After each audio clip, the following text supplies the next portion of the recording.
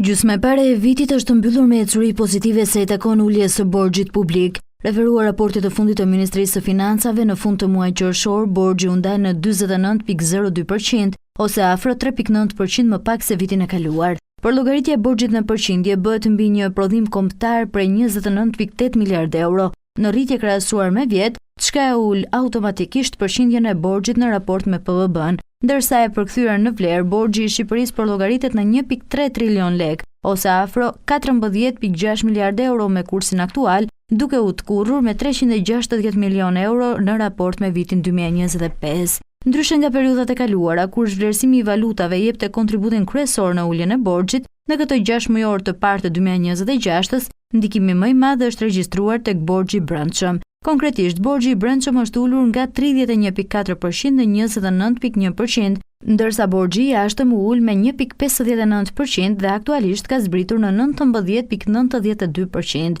Zhvlerësimi i valutave dhe kryesisht i euros e ka bërë më të lirë borxhin e huaj, për shkak se këstet e shlyerjes së tij kanë qenë më të ulta. Referuar raportit, borxhi publik i Shqipërisë është i përqendruar kryesisht për mbështetje buxhetore për sektorin e energjisë dhe atë të transportit. Ministri i Financave Petrit Malaj thotë se brenda 5 viteve, borxhi publik është ulur me 21.1% si rezultat i menaxhimit të kujdesshëm të financave publike dhe të borxhit publik.